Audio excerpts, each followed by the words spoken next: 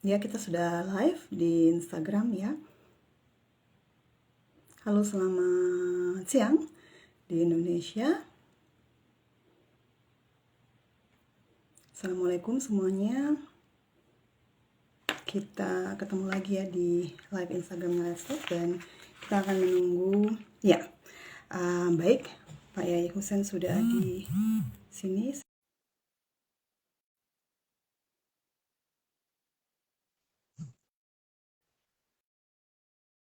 Tadi habis sudah nih anunya nih. Sudah. Oke. Oke, silakan. Mana sih? Good. Sini. Saya itu. Oke. Ya, Gimana? Assalamualaikum Pak Yai. Assalamualaikum warahmatullahi wabarakatuh. Waalaikumsalam warahmatullahi wabarakatuh. Ya. Alhamdulillah, baik, lancar Iya. ya Pak Yai ya. Alhamdulillah. Sekarang Tadi gimana? barusan saja Ali sama si Ceki tadi kita datang ke sini. Dia mau ikut Ira. Katanya, iya barusan saja. Saya bilang Oh, kita saya ketemu sama Ira juga. Oke, terus ya. ini lagi di mana Pak Yai sekarang? Ini di rumah. Oh, lagi Barusan saja di nerima tadi. Oke. ya. Baik, kita teman-teman semua, kita sekarang sudah kedatangan Pak Yai Husein Muhammad di IG kita ya. Baik semua. Jam berapa nih jalan nih? Santai aja dulu.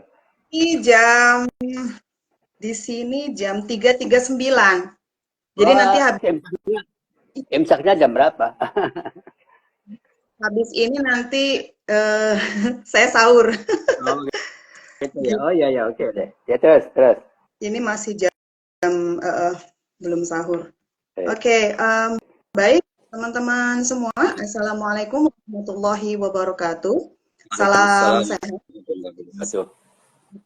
Ya. salam feminis, dan salam Let's Talk tentunya ya. Senang sekali kita bisa bergabung lagi di IG, live di IG-nya Let's Talk ya.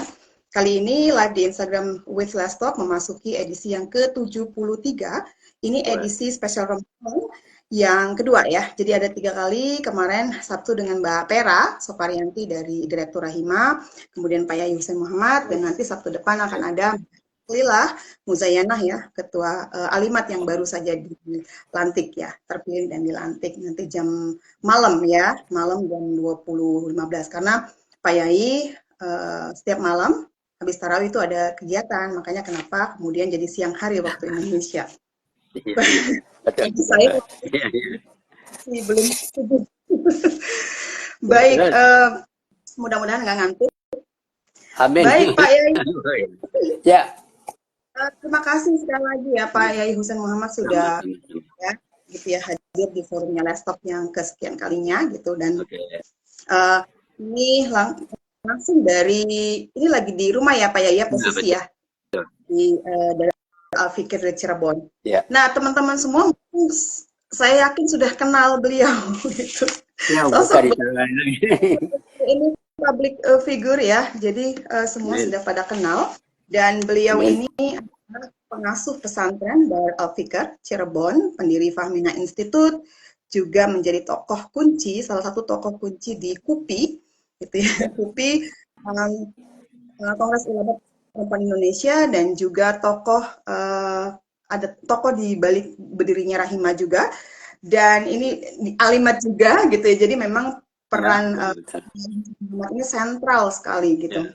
Bisa menyatukan ketiga lembaga atau organisasi besar ini gitu ya di Indonesia. Nah, beliau juga pernah menjadi komisioner Komnas Perempuan gitu waktu saya juga aktif bekerja di Komnas Perempuan gitu. Kita lagi di Komnas Perempuan.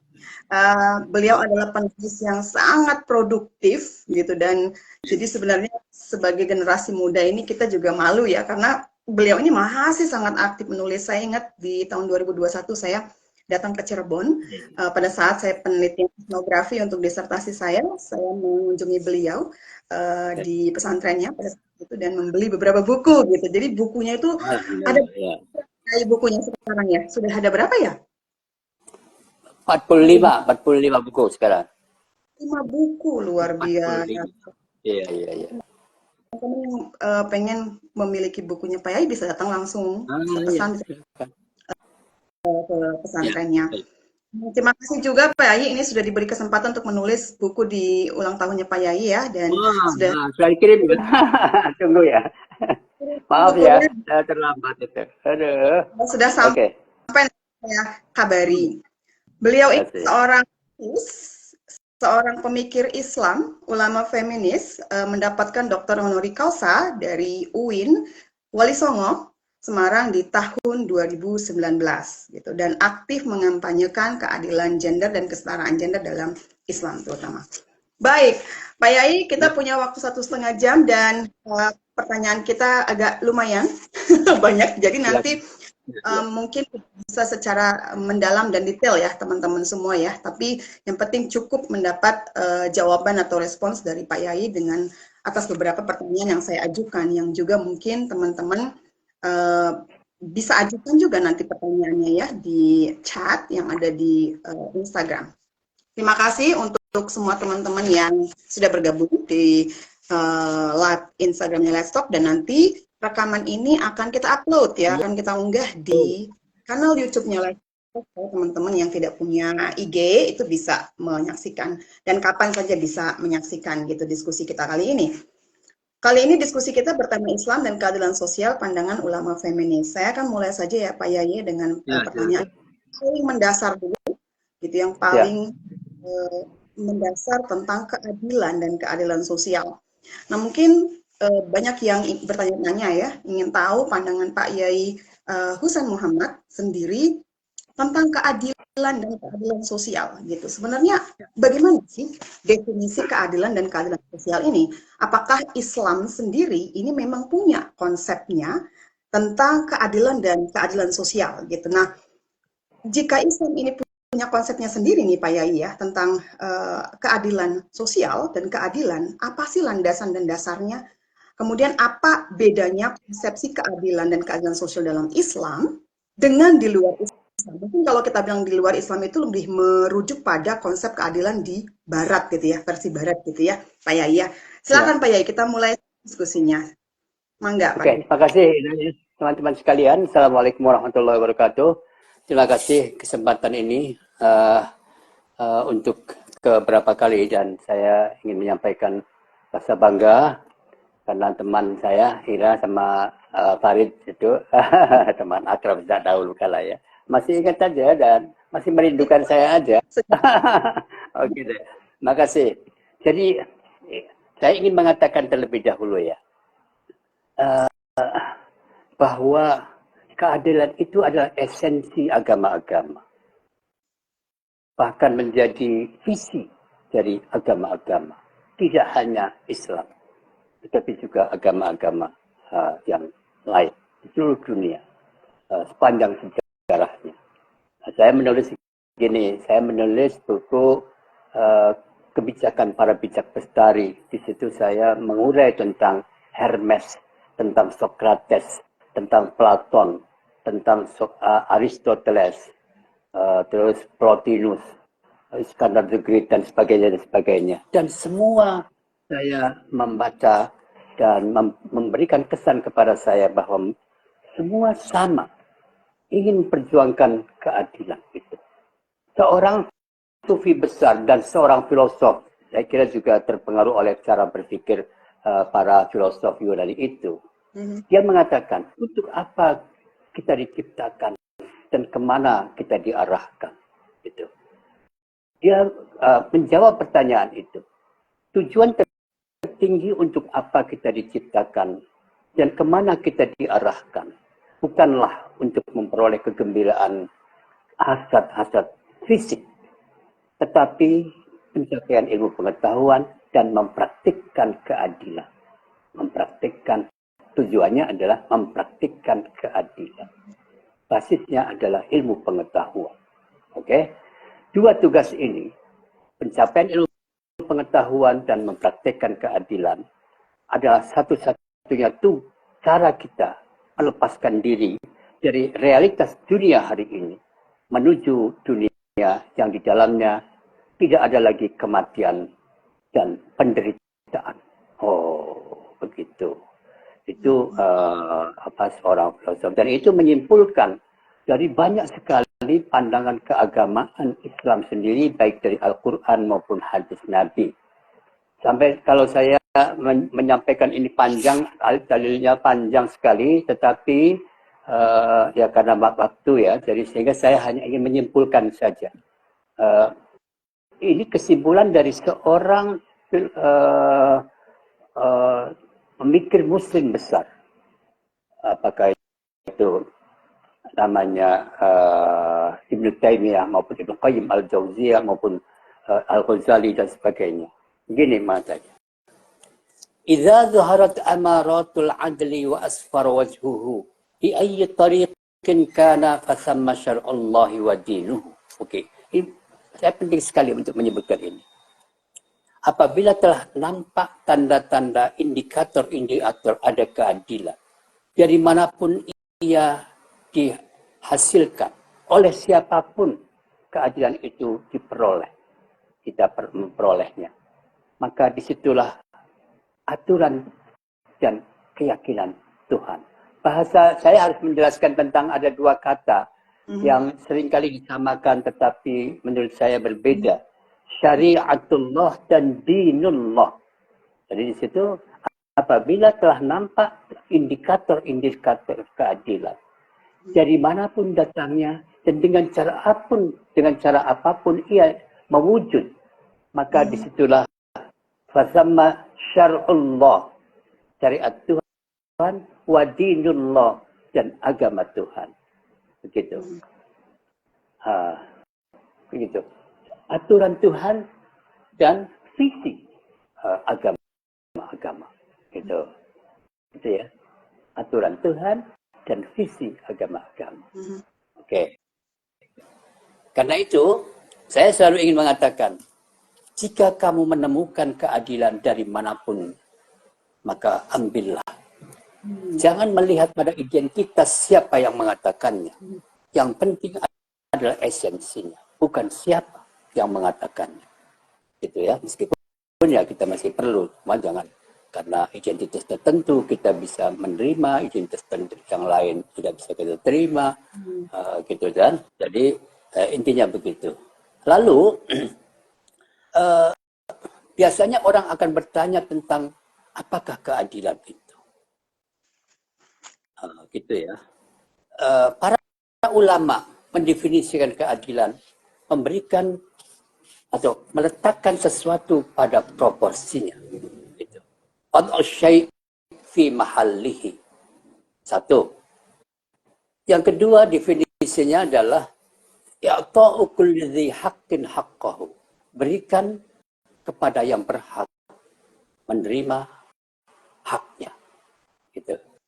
Jadi esensinya adalah apa yang menjadi hak masing-masing harus diberikan. Tanpa melihat siapapun yang memiliki hak atas sesuatu, maka berikan hak itu kepada dia. Itu namanya al-syai' fi mahallihi dan i'ta'u kulli dzi haqqin haqqahu. Oke. Ini begitu.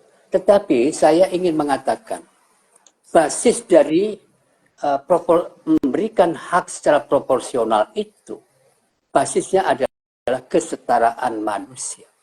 Keadilan tidak mungkin dapat dicapai kalau kita masih melihat pada identitas gitu, yang dibedakan.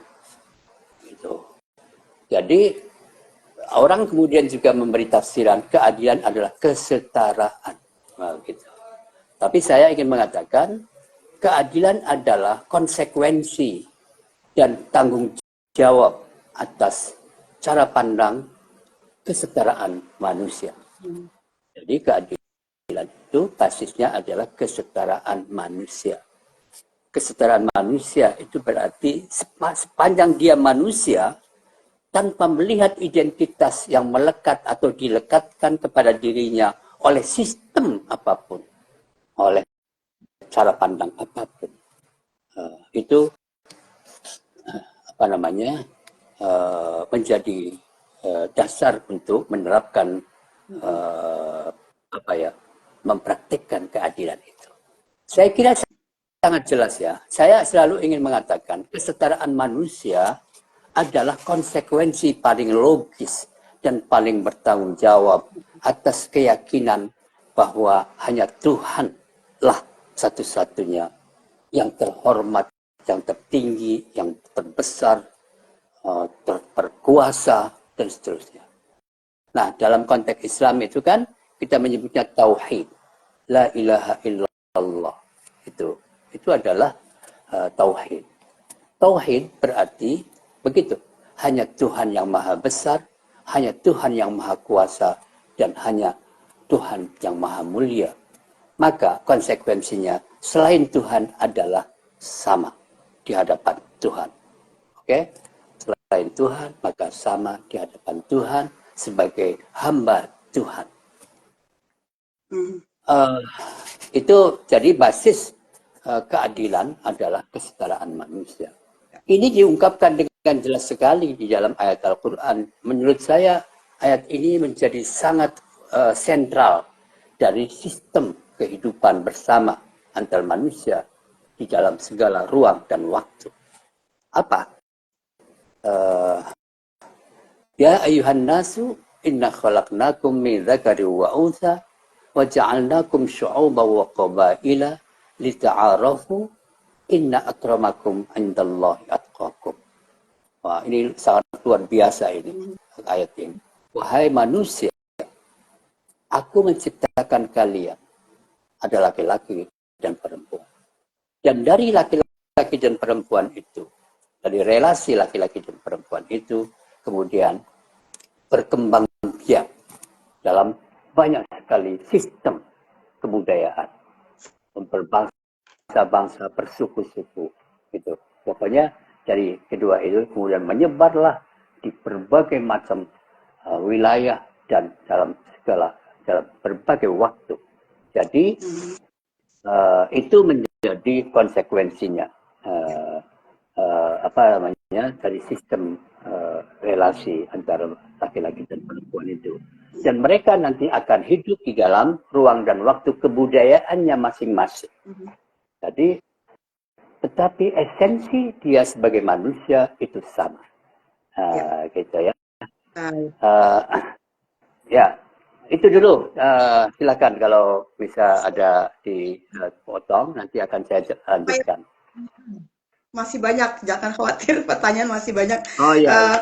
Baik, Pak Yai, tadi sudah menjelaskan dengan panjang ya keadilan itu apa, keadilan sosial itu apa, gitu ya, dan bahwa esensinya adalah memberikan hak pada yang secara profesional kepada yang berhak, dan tentu saja tadi Pak Yai menyinggung tentang bagaimana kemudian keadilan itu merupakan konsekuensi dan tanggung jawab atas cara tentang kesetaraan. Jadi ada ide, ada esensi tentang kesetaraan manusia dari keadilan itu. Nah, sehingga kalau kita membicarakan tentang keadilan, maka bentuknya bisa apa saja, sumbernya bisa dari mana saja, gitu ya. Karena yang penting adalah esensi, gitu, bukan dari mana, bukan dari siapanya, gitu. Nah, untuk kita berbicara tentang keadilan, maka sudah seharusnya keadilan gender itu adalah bagian dari keadilan sosial, ya. Dan tadi Pak Yai sudah menyinggung soal kesetaraan, bahwa kalau kita ingin mencapai keadilan sosial, maka harus ada kesetaraan, gitu ya. Dan ini berkaitan dengan pertanyaan saya selanjutnya, Pak Yai, di mana keadilan gender merupakan salah satu subjek yang paling menghadirkan polemik ya, kontroversi dan debat. Gitu. Nah, di dalam masyarakat orientalis, masyarakat barat, orientalis, Islam ini distereotipkan sebagai patriarkal, misoginis, yang sangat kuat dengan tradisi, norma, dan praktik diskriminasi, subordinasi, dan marginalisasi perempuan, gitu ya. Jadi masyarakat perempuan itu selalu ditindas, selalu didominasi, gitu, disubordinasi oleh laki-laki di dalam masyarakat Islam. Begitulah kira-kira pandangan masyarakat Barat secara umum gitu. Nah, sementara di dalam masyarakat Islam sendiri ini kan juga sangat kuat ya perbedaan pendapat keadilan gender. Jadi satu pihak mengatakan laki-laki ini punya kekuasaan yang absolut. Jadi nggak ada tempat deh untuk kesetaraan dan keadilan gender gitu ya di dalam Islam. Pihak lain, sementara pihak lain tadi pihak yang kontra keadilan gender gitu ya, yang tidak memasukkan keadilan gender di dalam keadilan sosial dalam Islam. Nah, pihak yang kedua, yang lainnya adalah ya mereka yang pro keadilan gender, yang berpandangan Islam yang kafah adalah Islam yang mendukung kesetaraan gender dan hak perempuan gitu, seperti salah satunya Pak Yai Hasan Muhammad ini gitu. Nah, relasi suami dan istri ini kan seharusnya adil dan setara gitu ya. Nah, itu sendiri bagaimana merespon situasi ini ya? Apa akar dari kontroversi dan polemik tersebut gitu ya? Satu sisi ada yang pro, satu sisi ada yang kontra. Ini di dalam internalnya sendiri, di internal Islam. Kedua, di luar Islam, Islam itu dicap, distereotip sebagai barbar lah, katakanlah itu yang paling rootnya gitu ya, kasarnya gitu, barbar dan sangat patriarkal, misoginis, bahwa Islam bukan agama yang egaliter, menolak individual freedom atau kebebasan individu yang merupakan fondasi keadilan ala Barat gitu ya. Jadi Islam itu pokoknya tradisinya hierarkis, otoritas, keilmuan, keulamaan itu hanya di tangan laki-laki gitu ya. Jadi nggak ada tradisi check and balance ala demokrasi Barat di dalam Islam. Pak Yai sendiri ini bagaimana menghadapi ini di dalam sendiri, eksternal sendiri seperti itu? Kan Pak Yai? Oke, terima kasih ya. Jadi cara pandang eklektik namanya. Banyak sekali baik pihak Barat maupun pihak di kalangan kaum muslimin sendiri, sebagian kaum muslimin memandang sumber keagamaannya secara eklektik. Secara eklektik. Jadi mengambil potong-potong. Nanti yang akan terjadi adalah kontradiksi di antara ayat-ayat Tuhan itu. Dan ini menurut saya tidak mungkin Tuhan berbicara secara inkonsisten. Katanya secara, tetapi katanya berbeda, subordinat, diskriminasi. Dan itu semua mengambil dari teks. Nah, problem kita adalah cara memahami teks suci yang sebagai sumber kehidupan, sumber pengaturan dalam relasi antar manusia dan apalagi tentang secara khusus adalah tentang relasi laki-laki dan perempuan, baik di dalam ruang domestik maupun ruang publik maupun ruang personal. Itu saya kira pembacaannya yang mungkin tidak komprehensif di dalam membaca teks-teks itu. Jadi ini saya paham sekali bahwa sumber semua pengetahuan yang diaplikasikan di dalam kehidupan bersama kita yang bersumber dari tafsir para ulama atas teks-teks Al-Quran dan hadis itu lebih mendukung sistem patriarkisme gitu. Iya. Dan itu hanya mengambil satu teks saja. Satu dua teks. Saya ingin menghimpun saja. Sebagai sumber yang kemudian melahirkan diskriminasi, subordinasi, domestikasi perempuan itu, ada dua ayat yang kok dipakai terus kemana-mana. Satu, surat An-Nisa ayat 34 itu. Ar-rijalu qawwamuna 'alan nisa'i bima faddalallahu ba'dahum 'ala ba'din wa bima anfaqu min amwalihim. Kemudian akibatnya adribuhunna, dipukul, lalu kekerasan juga terjadi. Oke, satu dulu, nanti saya jelaskan satu persatu. Saya bilang ini harus 6 semester atau 8 semester nih. Kalau satu persatu ayat itu sendiri, ini 1 semester saja belum cukup nih ya. Oke deh, ini kira-kira ya. Satu ayat itu. Saya dari ayat ini kemudian mengalirlah hukum-hukum yang mengatur relasi laki-laki dan perempuan, baik di dalam ruang private, hubungan personal antara manusia dengan Tuhan, maupun hubungan relasi interpersonal, yaitu relasi di dalam keluarga, suami istri, bahkan juga di dalam ruang publik, yaitu ruang politik, sosial, budaya, dan sebagainya, ekonomi, dan sebagainya. Ya, itu membentuk diskriminasi di dalam ruang-ruang itu. Kalau saya jelaskan tentang personalnya, perempuan tidak bisa menjadi imam sholat yang makmumnya laki-laki, hanya laki-laki yang bisa menjadi imam, misalnya. Itu padahal relasi antar dengan Tuhan.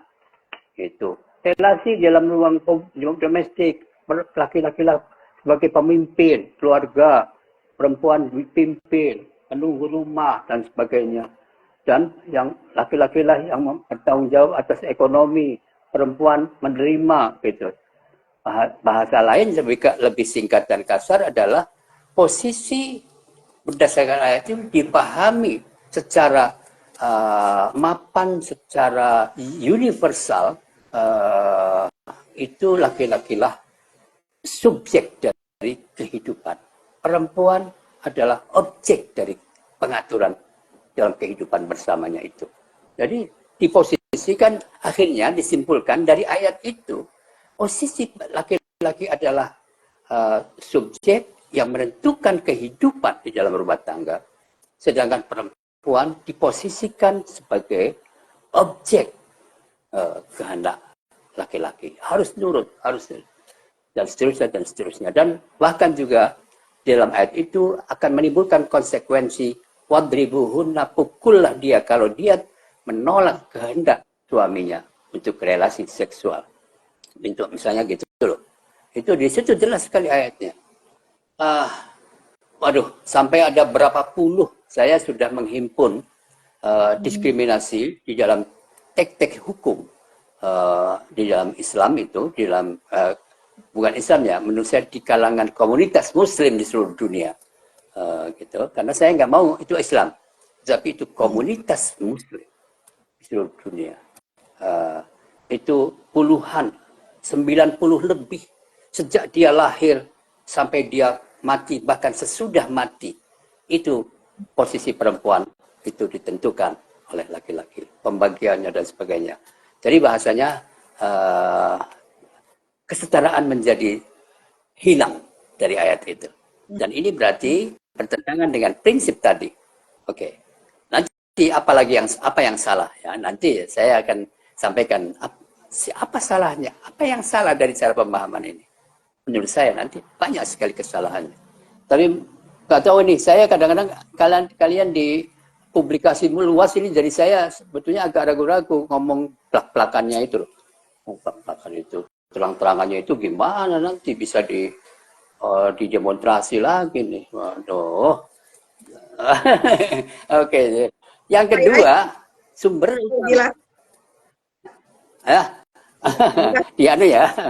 saya nggak tahu deh. Yang kedua sumbernya dari diskriminasi dan domestikasi gitu adalah hadis sahih. Sahih adalah kata-kata Nabi yang dipandang valid, benar dari Nabi, gitu loh. Yang dipandang valid oleh para peneliti teks itu. Gini, aku tidak meninggalkan, kata Nabi ini, sesudah aku nanti sebuah fitnah yang lebih membahayakan bagi laki-laki selain perempuan. Itu hadis ini sangat valid karena diriwayatkan oleh para ahli hadis yang diyakini jujur dan seluruh kriteria-kriteria yang validitas itu, kriteria validitas sebuah teks Nabi. Nah, kata-kata ini sendiri juga menimbulkan pemahaman di antara masyarakat, maka perempuan harus dirumahkan karena perempuan sebagai sumber kekacauan sosial. Fitnah itu lalu difahami oleh banyak sekali pihak sebagai kekacauan sosial, menimbulkan huru-hara, menimbulkan petaka sosial jika perempuan ada di luar rumah, sumber seks, perkosaan, macam-macam.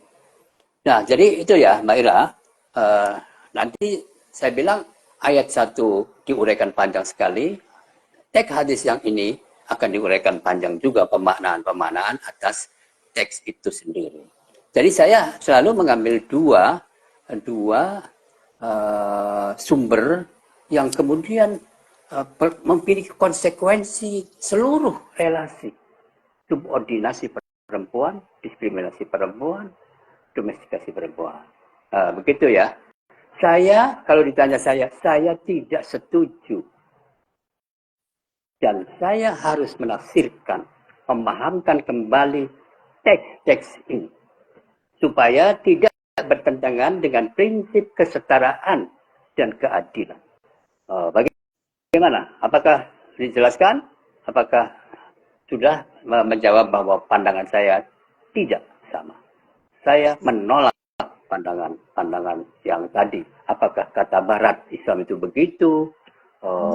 Kata sebagian ulama mengatakan begitu harusnya perempuan itu. Saya tidak sepakat dan saya tidak setuju, dan saya mencari jalan sendiri yang menurut saya sesuai sejalan dengan prinsip kesetaraan dan keadilan itu. Proporsionalitas itu. Bukan pada identitasnya. Jadi pada perilaku. Jadi hukum itu seharusnya didasarkan atas tindakan manusia, bukan atas identitas manusia. Karena itu nanti siapa yang baik, maka kita berikan penghargaan. Laki-laki atau perempuan. Seterusnya dan seterusnya. Silakan kalau ada tanya lagi. Terus berlanjutan terserah ya kayak deh. Ayo. Jadi tindakannya ya Pak Yai yang dilihat ya. Tindakan, bukan identitas. Itu yang disebut dalam Arya apa tadi Mbak Ira? Itu yang disebut inna akramakum indallahi atqakum. Artinya ya. Kalau saya menerjemahkan, sesungguhnya yang paling terhormat, paling berkuasa gitu, atau bukan berkuasa lah saya bilang, yang memimpin, yang mengelola adalah mereka yang setia kepada prinsip-prinsip kemanusiaan.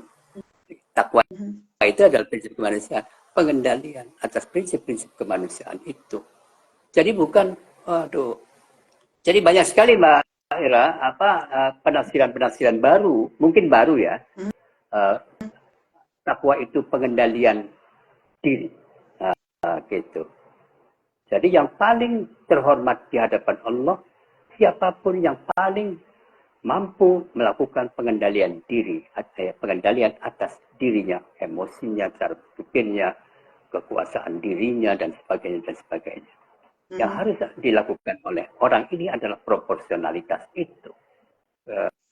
Jadi, itu dulu. Nanti penjelasan satu persatu dari ayat itu, saya akan menguraikan kata per kata. Ar-Rijal itu maknanya apa, An-Nisa maknanya apa, logikanya apa, tujuannya kemana, ayat ini. Itu jadi pemahamannya bagaimana ayat ini turunnya. Bagaimana dia turun? Kenapa diturunkan? Apakah ini ayat-ayat tentang norma atau tentang tentang realitas? Bercerita tentang realitas pada sebuah ruang dan waktu kebudayaan. Itu, oke? Apa tanya atau saya jelaskan terus nih? Iya, terima kasih. Jadi memang banyak sekali ayat-ayat ya, banyak sekali teks-teks dalam Islam itu yang digunakan untuk melegitimasi ya atau menjustifikasi subordinasi perempuan, dominasi perempuan, domestikasi perempuan gitu ya, dan keunggulan laki-laki gitu. Ya kan Pak Yai ya, banyak sekali tadi Pak Yai menjelaskan beberapa ayat, beberapa teks gitu, dan tentu ketika kita menafsirkan sebuah teks, ini buktinya tadi soal takwa saja sudah ada penafsiran baru soal pengendalian diri. Soal kemanusiaan, artinya penafsiran itu terus berkembang mengikuti zaman, mengikuti konteks, ruang, waktu, gitu ya, sehingga tidak ada penafsiran yang, apalagi penafsiran yang patriarkis dan misoginis gitu. Nah, karena ya ini teks itu berkembang ya mengikuti Ya, zaman, dia tidak berhenti frozen gitu ya, tidak frozen. Ada konteks, ada asbabun nuzul ya yang harus diperhatikan kenapa ayat itu diturunkan gitu. Nah, itu yang mungkin tadi Pak Yai menjelaskan cara pandang yang eklektif, ya, mengambil sepotong-sepotong ayat, menyesuaikan dengan kepentingan pribadi gitu ya, kepentingan yang patriarkis. Nah, ya, kemudian Pak Yai menjelaskan bahwa tidak mungkin ada kontradiksi atau inkonsistensi di antara ayat gitu, ayat-ayat ya, Tuhan kan. ya, Sudah jelas Islam itu adalah agama kemanusiaan dan keadilan gitu yang ya. mendukung tentu keadilan gender dan kesetaraan gender di dalamnya gitu. Nah, Pak Yai, ini Ya. cara pandang apa sih yang paling mendasar supaya kita bisa terus kritis ya dan aware terhadap persoalan-persoalan ketidakadilan sosial dalam masyarakat, terutama di dalam masyarakat Islam gitu yang di mana kita mayoritas gitu ya di Indonesia. Nah, kalau di sini saya minoritas gitu, kalau di Amerika saya minoritas gitu ya. Nah, nah, nah. Itu Iya, iya, yang iya. mungkin bisa muncul ya dalam ritual dan ibadah kita. Misalnya seperti ini Pak Yai, ada ilustrasi orang-orang yang pergi haji misalnya dan umroh gitu ya. Bahkan sampai beberapa kali menunaikan ibadah haji dan umroh dari segi ritual dan ubudiyah gitu. Tindakan ini sangat berharga gitu ya dan namun sering dikritik karena tidak saja dianggap berlebihan, tapi bisa juga tidak sensitif terhadap kondisi ketidakadilan sosial di mana masih banyak masyarakat yang miskin gitu. Nah, apalagi sampai beberapa kali terus-menerus gitu ya melakukan ibadah haji gitu dan juga umroh gitu. Nah, kemudian berfoto-foto di setiap tahunnya gitu ya. Sementara banyak orang kok yang miskin gitu, yang tidak bisa makan bahkan sampai meninggal gitu. Itu yang pertama Pak Yai soal haji. Yang kedua, karena kita dalam bulan suci Ramadan, menurut Pak Yai sendiri hubungan puasa dengan keadilan sosial seperti apa? Bagaimana kemudian kita mengontekstualisasi puasa dalam konteks keadilan sosial? Jadi pertanyaan saya haji dan umroh dan puasa. Pak Yai, dengan keadilan sosial gitu ya, dengan melihat dengan sensitivitas kita melihat orang-orang yang kurang mampu, yang masih kelaparan, sementara kita bisa pergi haji dan umroh berkali-kali gitu dan juga kaitannya dengan puasa. Silakan Pak Yai. Oke, terima kasih ya. Ya, saya sangat memahami konteks hari ini. Kecenderungan masif di kalangan kaum muslimin adalah lebih mementingkan apa yang kita sebut sebagai ibadah ritual daripada ibadah sosial. Gitu. Ini harus menjadi analisis besar kita sebetulnya. Mengapa terjadi kecenderungan-kecenderungan mensakralisasi jauh lebih kuat atas tindakan-tindakan ritualistik gitu ya, yang berkaitan dengan relasi diri dengan Tuhan saja, personal, relasi personal itu. Jadi ini perlu analisis baru, analisis. Saya bisa menceritakan atau membahas ini secara panjang sekali. Dan ini terjadi di debat di masyarakat beragama, bukan hanya haji, umroh, tapi berlomba-lomba membangun pusat-pusat peribadatan yang megah, pokoknya. Kemudian juga ritual-ritual di mana-mana, marhabanan. Waduh, nggak enak deh ngomongnya. Pokoknya intinya, pokoknya ritual-ritual ya bentuknya nggak usah disebutin deh ya. Itu tuh. Jadi ini saya paham sekali. Menurut saya ini ada psikologi yang sedang hancur di tengah-tengah masyarakat kita itu. Mengenai kemiskinan tetangga, ada kekerasan di luar rumah, ada penindasan, itu seperti tidak menjadi perhatian utama, membiarkan kemiskinan itu. Kalau kita membaca teks-teks, nah lagi-lagi kita memilih yang itu, teks yang itu, karena ada persoalan di dalam psikologi dirinya, sehingga yang dipilih adalah bagaimana menyelamatkan kondisi dirinya itu. Itu karena, nah inilah saya bilang tadi harus analisis secara lebih luas. Mengapa terjadi kecenderungan seperti ini? Pengetahuan intelektual tidak berkembang. advokasi sosial terhadap mereka yang tertindas, terpinggirkan dan sebagainya tidak menjadi perhatian kita. Kalau saya mau begitu nanti dikecam lagi aja. Saya akan mengkritik ibadah-ibadah itu. Aduh, susah.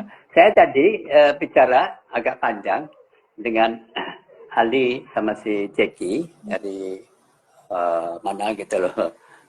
Menyampaikan sebuah hadis atau dianggap oleh orang sebagai hadis, tapi tidak menjadi masalah lah bagi saya. Itu disampaikan oleh empat nabi, konon oleh 4 nabi.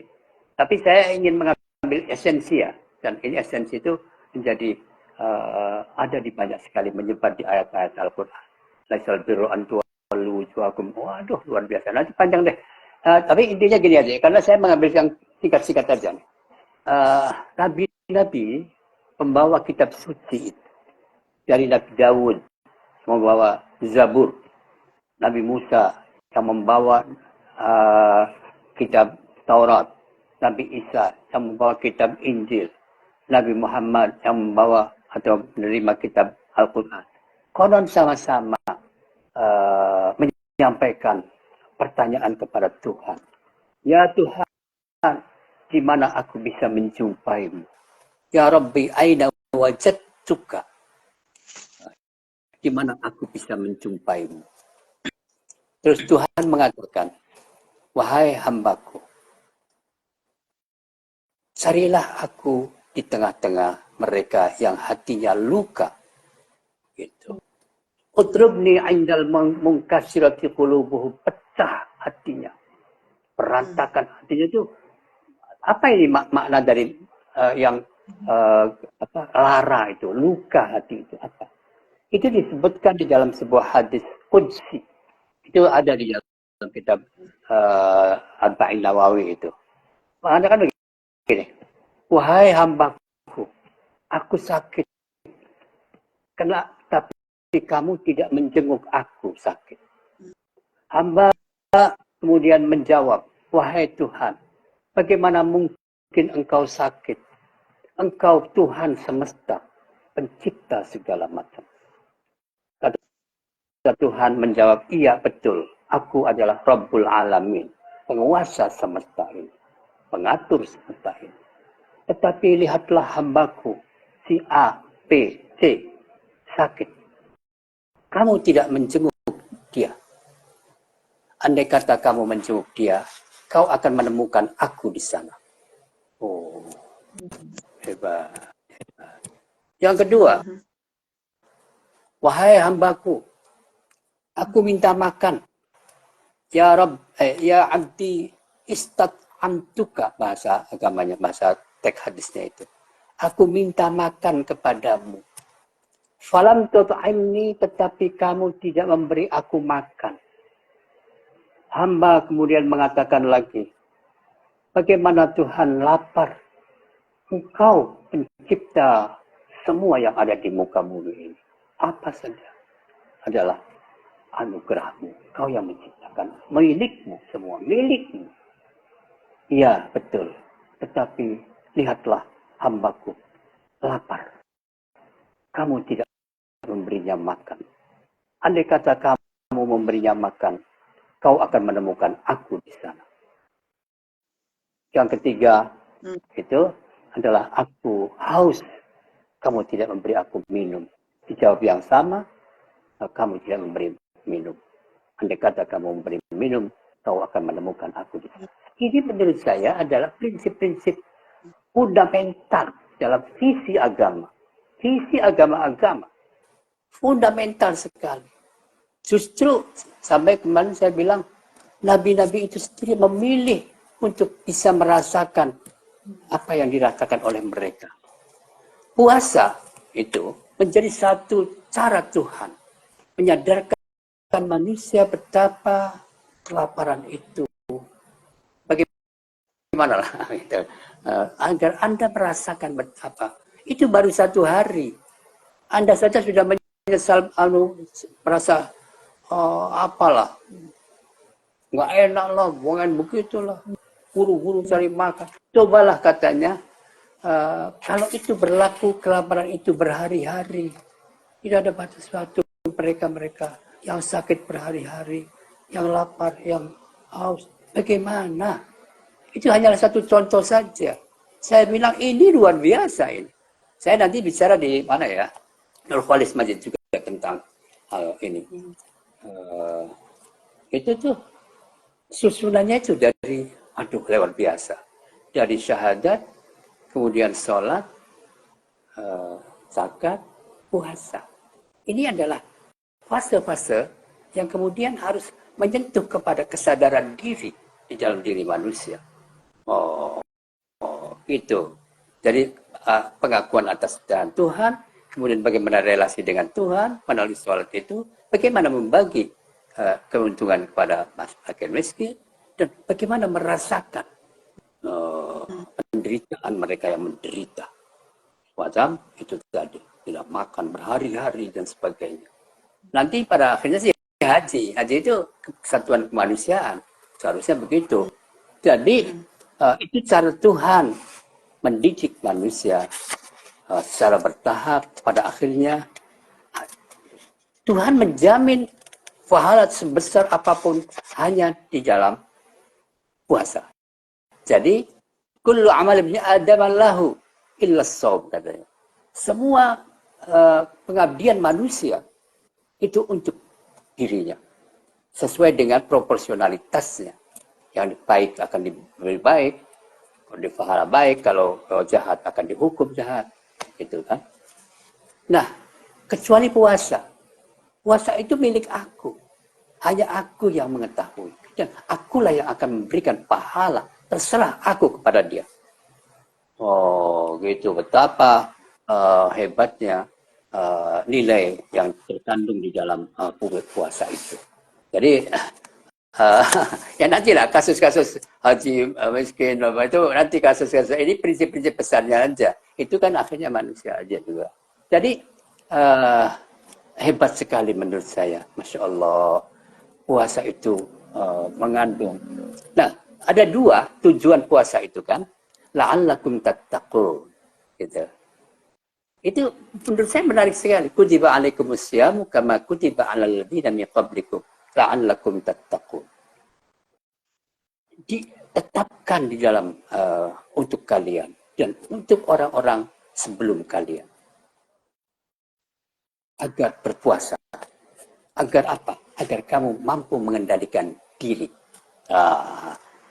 Takwa itu tadi itu. Pengendalian diri dari hal yang bersifat fisik. Dan pengendalian diri dari hal yang bersifat non-fisik, psikologis. Semacam kemarahan, semacam kata-kata yang dilampiaskan begitu saja. Cara berpikir dan sebagainya. Pikiran-pikiran kotor. Itu tuh harus dibersihkan semua. Jadi ada dua fase, ada dua makna, tetapi ujungnya adalah pengendalian diri dari seluruh potensi yang diberikan oleh Tuhan kepada manusia. Potensi tubuh, ada bentuk tubuh dan potensi-potensi kebinatangan yang ada di dalam diri manusia itu. Setan yang ada di diri manusia itu. Jadi itu hebat ini semua.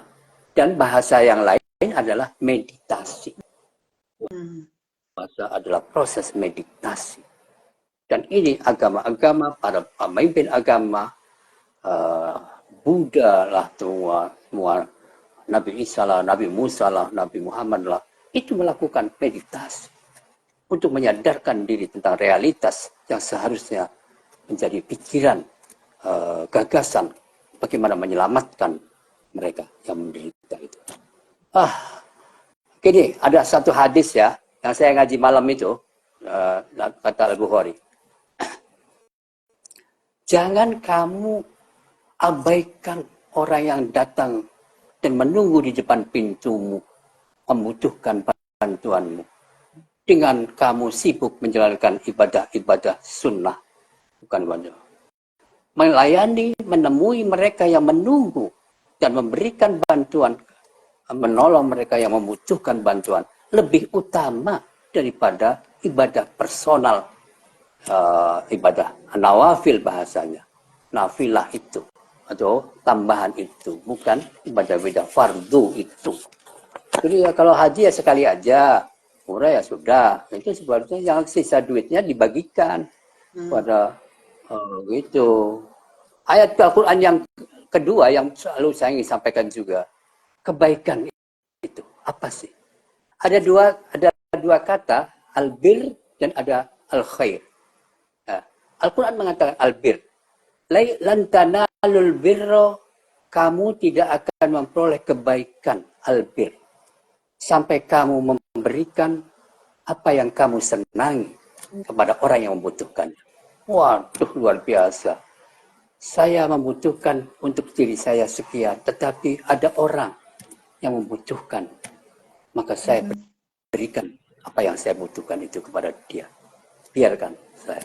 Itu namanya albir. Kamu tidak memperoleh kebaikan sampai kamu mengorbankan dirimu untuk kepentingan orang lain. Dan Nabi Muhammad, Nabi Isa, Nabi semua melakukan hal itu. Gitu dulu deh. Wah, luar biasa. Penjelasannya, terima kasih Pak Yai. Ini saya sampai bergetar, sampai merinding loh mendengarkan bahwa kita bisa menemukan Tuhan. Ya, iya kan, Pak Yai ya, Tuhan itu ada orang-orang yang hatinya luka, yang hatinya sedang lara. Ya. Jadi Tuhan itu ada ketika ya orang-orang itu sedang mengalami kelaparan, orang-orang yang menderita akibat kekerasan, termasuk kekerasan terhadap perempuan nih, kekerasan dalam rumah apalagi betul gitu ya. Jadi memang luar biasa ini pesannya ya, esensi dari Islam ini sendiri gitu, bahwa tadi Pak Yai juga menjelaskan bahwa banyak sekali nih orang yang ternyata masih saja memprioritaskan ibadah ritual daripada ibadah sosial. Jadi habluminallahnya itu lebih utama daripada habluminallah. Jadi berkali-kali, puluhan kali bahkan gitu ya, sampai kemudian pamer gitu ya, karena itu kan haji kan luar biasa ya mah. Padahal sementara tetangganya itu mengalami kekerasan gitu, tetangganya mengalami kelaparan gitu ya, gitu. Nah itu yang tadi Pak Yai jelaskan bahwa kita juga harus bisa gitu, melakukan ibadah sosial daripada ibadah ritual gitu, memperbanyak masjid sampai megah-megah yang isinya juga nggak ada gitu kan, mana orang yang gitu. Ini bagaimana kemudian agama tidak bisa dianggap tidak bisa menyelesaikan persoalan sosial karena orang-orangnya seperti itu, gitu ya. Nah ini Pak Yadi, saya akan membaca pertanyaan, ada pertanyaan yang masuk nih di IG, saya akan baca sebelumnya dari Ridex Loda, Masya Allah, Tabarakallah, Ustadz, salam dari Alor, Negeri Nusa Kenari. Ini ada pertanyaan dari Mbak Dina Listiani. Jadi ada teks yang mengatakan bahwa istri itu adalah milikmu, ladangmu yang bisa digarap sekehendakmu. Gitu. Nah, Pak Yai, pertanyaannya adalah bagaimana kita memahami teks ini. Jadi sebenarnya teks ini maksudnya apa, Pak Yai? Mungkin bisa dijelaskan secara singkat, Pak Yai. Oke, nisa'ukum harsul lakum, fatu harsakum anna syi'tum. Gitu ya. Ini bahasa-bahasa sastra ya. Bahasa, kalau menerjemahkannya secara tekstual ini akan susah betul nih. Istri-istrimu adalah ladang bagi kamu. Masa ladang bagi kamu. Maka datangilah ladang itu sesuka kamu. Gitu. Awalnya bisa lakum, waktu datangilah harsakum, ladangmu itu. Annasyid itu kapanpun kamu mau ingin. Oke.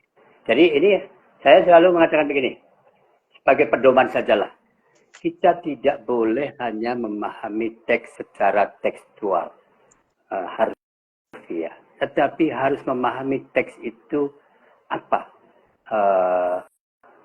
makna hakikatnya. Karena keistimewaan Al-Quran adalah dia mengandung bahasa sastra yang luar biasa. Jadi kalau boleh secara singkat saja nih, tapi saya itu sebetulnya nggak enak karena penjelasan praktis itu tidak cukup memberi pemahaman. Maka indoktrinasi itu membuat pembodohan. Jadi harus proses memahami itu. Dengan logika, dengan memahami kata teks itu sendiri. Oke, kalau begitu hanya sekedar singkat saja, meskipun mungkin juga masih mengganjal nanti karena tidak proses. Itu sumber kehidupan. Perempuan itu sumber. Jadi kalau saya membuat satu pernyataan di dalam KUPI itu, perempuan itu ibu manusia. Karena semua manusia lahir dari seorang perempuan. Tidak dari seorang laki-laki. Tergantung kita memperlakukan perempuan itu, maka itulah yang akan dihasilkan dari sebuah generasi manusia.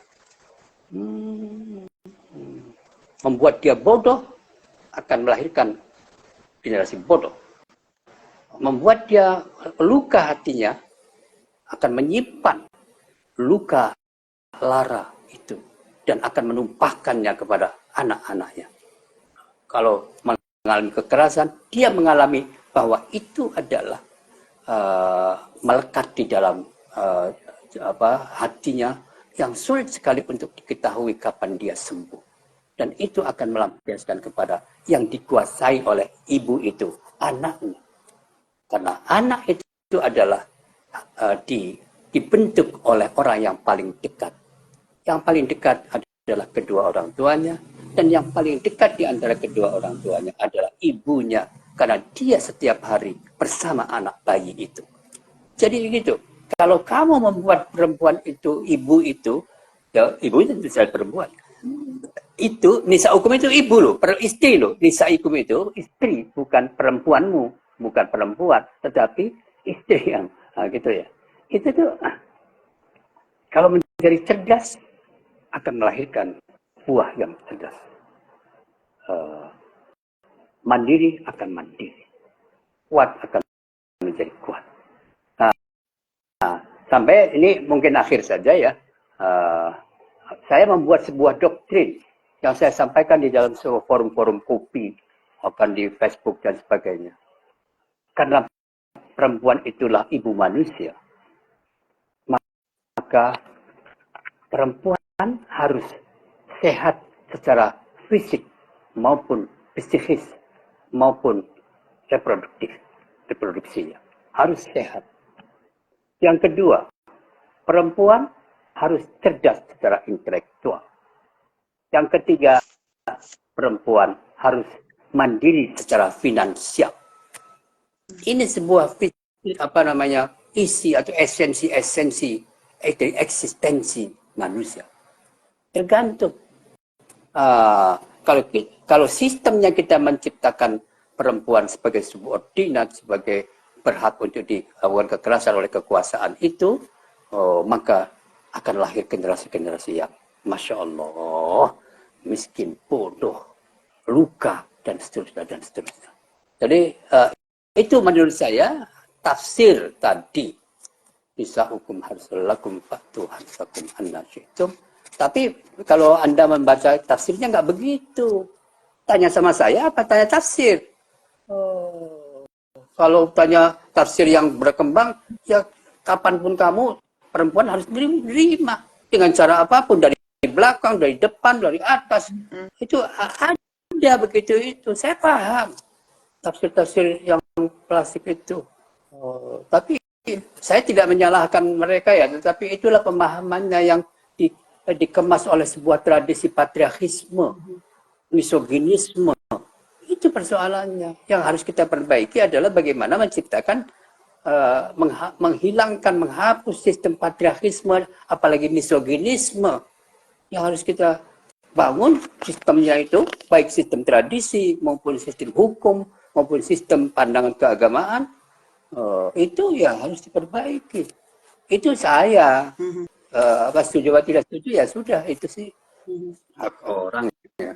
Kalau tanya saya apa tanya tafsir? Tafsir saya begitu tadi. Karena prinsipnya itu loh. Prinsipnya itu tadi, kesetaraan manusia, keadilan. Itu menjadi pegangan yang mengharuskan kita menyusun kembali fatwa-fatwa keagamaan, tafsir-tafsir keagamaan, produk-produk hukum negara, itu harus dikembalikan kepada prinsip tadi. Oke, terima kasih. Ya, terima kasih Pak Yai. Ini tadi Mbak Dina ya mengatakan makasih, sepakat Mbak Yai katanya. Mbak Dina yang bertanya. Alhamdulillah. Alhamdulillah. Jadi memang banyak sekali ayat-ayat ya, teks-teks dan tafsiran-tafsiran yang patriarkis dan misoginis di luar sana. Banyak banget yang kemudian mendukung dominasi, banyaknya banyak banget. Dulu saya ingat di Puan Amal Hayati ya, Pak Yai ya, ada forum kajian kitab kuning ya. Semoga masih berjalan. Masih. Dan ini ya, bahkan ada bukunya ya, Pak Yai ya, buku yang mengkritik kitab itu dulu Jain ya. Nah, itu si Al-Bantani gitu. Nah, Pak Yai, saya ingin bertanya tentang ini sebelumnya ada pertanyaan lagi di live chatnya Let's Talk ya, dari Vin Alvin. Ini mungkin bisa dijelaskan secara singkat nanti, dan saya akan gabungkan dengan pertanyaan saya. Pertanyaannya, apa cita-cita sejati dari ajaran Islam? Katanya beliau pernah mendengar kutipan Pak Yai, kutipan Buya Husain Muhammad, kalau ingin ikut Nabi, ikutilah cita-citanya. Itu yang pertama ya, soal cita-cita sejati Islam. Nah, saya sambung dengan pertanyaan saya tentang membangun keadilan sosial dalam Islam. Gitu. Ini kan tadi Pak Yai sudah menjelaskan di awal gitu ya, bahwa dari mana sumbernya gitu ya, itu bisa kita gunakan selagi itu mencerminkan keadilan sosial, termasuk di dalamnya keadilan gender gitu ya, dan bahwa tadi Pak Yai juga menjelaskan takwa itu adalah soal pengendalian diri secara fisik dan non fisik gitu ya. Nah, lalu kalau begitu artinya nggak harus merujuk tradisi dari dalam Islam sendiri kalau sumbernya bisa dari mana saja, ya kan? Kita perlu membuka sumber-sumber lain, termasuk misalnya filsafat, gitu ya, atau yang di luar Islam sekalipun, kan Barat yang dianggap lebih khusus, misalnya diterapkan dalam konteks keadilan gender nih Pak Yai. Nah, artinya dong merujuk tradisi lain di luar Islam gitu ya, sehingga kita menjadi open minded, termasuk tradisi pemikiran-pemikiran feminisme gitu ya, karena memang tahu bagaimana prinsip-prinsip nilai-nilai yang ditawarkan dalam feminisme ala Barat gitu ya, itu juga kita perlu membuka diri, tidak kemudian antipati dan menganggap bahwa wah feminisme ini Barat, anti-Islam, ini jahat gitu ya, ini tidak mendukung keadilan Islam, keadilan gender dalam Islam misalnya gitu ya, atau keadilan sosial gitu. Bagaimana memahami dan menyikapi pandangan-pandangan yang sudah antipati dan menolak feminisme tanpa kemudian mengetahui feminisme ini apa sih gitu ya. Feminisme ini apa tujuannya, visi misinya apa? Apakah ada kesamaan dengan konsep keadilan sosial dan keadilan gender dalam Islam? Seperti apa Pak Yai menanggapinya? Oke, makasih ya. Ya, betul gini ya. ada dua, paling tidak saya singkat aja. Dua ayat Al-Quran yang menegaskan tentang tujuan. Satu, Al-Quran mengatakan Alif Lam Ra kitabun anzalnahu ilaika litukhrijan nasa minadh-dhulumati ilan nur. Wahai Nabi, aku turunkan kepadamu sebuah kitab agar kamu membebaskan manusia, mengeluarkan artinya membebaskan manusia dari situasi gelap menuju situasi bercahaya. Saya menyampaikan ini di Washington DC nih, ketika menerima Opus Prize. Apakah makna dari kegelapan itu? Kegelapan itu adalah kebodohan. Ya, bagaikan berada di dalam sebuah goa. Itu hanya itu saja yang tahunya. Kegelapan atau dan kemudian berarti kebodohan itu akan melahirkan kezaliman, tindakan-tindakan yang tidak proporsional. Itu kebodohan itu menuju apa? Menuju sebuah situasi dunia yang bercahaya. Dunia bercahaya itu apa? Bercahaya adalah dunia yang syarat dengan ilmu pengetahuan. Dan dari ilmu pengetahuan itu, maka akan lahirlah keadilan. Jadi itu ayatnya. Itu tujuannya. Jadi ada visi, ada misi, kemudian ada visi. Oke? Biasanya itu adalah misi. Misi yang saya katakan tadi adalah misi, membebaskan manusia dari kegelapan, artinya kebodohan, artinya kezaliman, menuju kepada sebuah cahaya adalah ilmu pengetahuan, dan dari pengetahuan itu akan menghasilkan keadilan. Kalau mau cari caranya bagaimana? Berilah dia pengertian, berilah dia ilmu. Karena saya selalu mengatakan juga di dalam quote-quote saya, mereka yang tidak setuju, mereka yang memusuhi kamu, mereka yang melakukan keras adalah karena mereka tidak tahu. Oh, Nabi begitu, dilempari batu di mana itu, sampai-sampai ketika menyebarkan ajaran tauhid itu dimusuhi cuman. Terus ada orang-orang mengatakan, Nabi balas aja, itu sudah terlalu. Nabi mengatakan, Allahumma hdi qaumi fa innahum la ya'lamun. Ya Allah, jangan dilawan. Allahumma hdi qaumi, ya Allah berilah petunjuk kepada kaumku, karena mereka sesungguhnya tidak tahu. Satu. Ada lagi peristiwa begitu. Itu Nabi menjawabnya, aku diutus bukan untuk mencaci maki, bukan untuk berkata-kata kasar, tetapi aku diutus oleh Allah sebagai pembawa kasih, membawa keadilan. Itu. Jadi, oke. Karena itu, cita-cita apa yang menjadi cita-cita bukan formalitasnya selalu dipegang. Karena formalitas itu merespon tradisi, respon kasus di dalam sebuah tradisi. Tidak bisa dibawa terus-menerus. Yang harus kita bawa terus-menerus, pegang terus-menerus adalah cita-cita itu. Yaitu tadi, keadilan dan kasih. Oke? Di mana ada kasih, itu adalah hukum Tuhan. Di mana ada keadilan, disitulah hukum Tuhan. Oke? Begitu. Satu, jawabannya.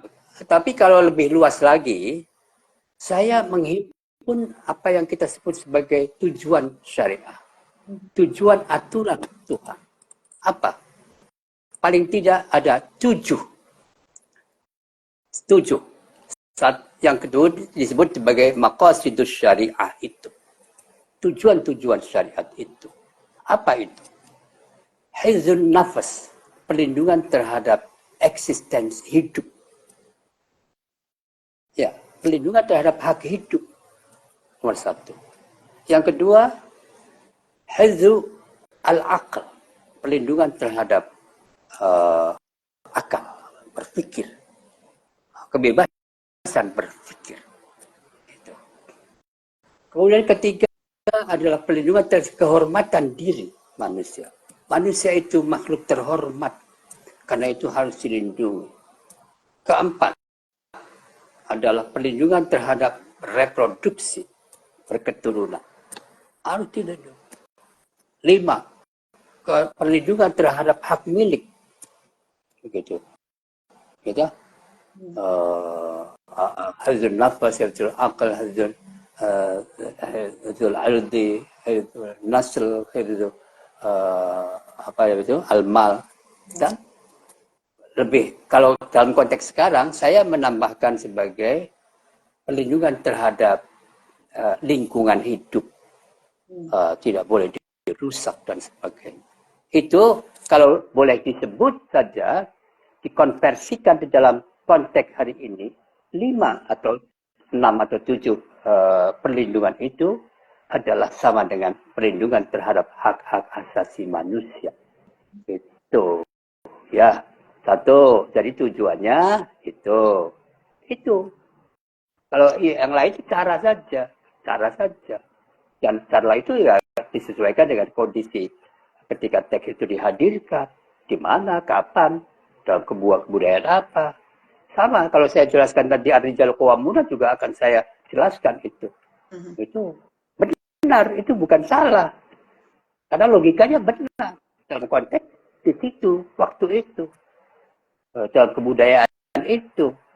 Tidak bisa ditarik terus-menerus ke dalam sebuah ruang dan waktu yang berbeda, yang berkembang, yang berubah. Tidak bisa. Akan terjadi, akan dengan sendirinya akan terjadi perlawanan. Karena perubahan adalah sesuatu yang tidak bisa dihentikan. Akan terjadi terus-menerus. Kalau Anda berpegang terus pada tekstualitas, sebagaimana waktu itu disampaikan dalam ruang dan waktu maunya, maka Anda akan ditinggalkan. Oke. Yang selanjutnya feminisme. Aduh, ini berkali-kali saya sebetulnya ingin merubah, ingin mencari cara kenapa bahasa saja kok dipersoalkan. Istilah saja dipersoalkan. Hanya karena bahasanya bukan bahasa Arab, lalu berarti pikiran sana. Ya semua berbahasa beda-beda. Gitu. Wakhtilafu alsinatikum wa alwanikum. Allah mengatakan, aku menciptakan kalian dengan bahasa yang berbeda-beda, warna kulit yang berbeda-beda. Keberbedaan itu adalah sesuatu yang niscaya sekali. Dan itu kehendak Tuhan. Oke. Jadi kata feminisme saja dipersoalkan. Apa maknanya? Oke deh. Saya memberi pemahaman feminisme itu adalah gerakan, gagasan untuk memperjuangkan kesetaraan manusia dan keadilan. Menerapkan keadilan. Itu feminis. Gender. Jadi gagasan dan perjuangan untuk mewujudkan kesetaraan manusia dan keadilan gender. Keadilan manusia sebetulnya lebih. Tapi karena saya yang laki feminis ya sudahlah gender deh. Gitu. Gender itu apa? Lalu ditanya lagi gender itu apa? Enggak ada bahasa Arabnya. Itu bahasa orang sana, orang kafir. Oh, bahasa. Saya sudah menulis sebetulnya. Tidak ada masalah bahasa itu asal kita dapat menjelaskan apa artinya, esensinya. La masyahata fil istilah, bahasa kaidahnya. La masyahata fil istilah. Tidak ada problem dengan sebuah istilah, terminologi. Idza bayyana al-murad, jika dia dapat menjelaskan tentang maksudnya, yang esensinya itu apa. Nah, kalau saya tadi mengatakan feminisme tadi esensinya adalah paham, isme, tuh, yang berjuang, bergerak untuk mewujudkan kesetaraan dan keadilan. Kalau bahasa filosofi untuk mewujudkan cita-cita agama. Begitu. Kalau dihubungkan dengan tadi ya. Ya dalilnya banyak sekali lah. Ya. Banyak sekali lah. Dari saya ya cukupkan gitu aja dulu ya. Kalau pengen ya ke sini. Diskusi. Terus dengan Pak Yai atau bisa membeli bukunya ya Pak Yai ya. Kalau bukunya Pak Yai tentang oh iya betul.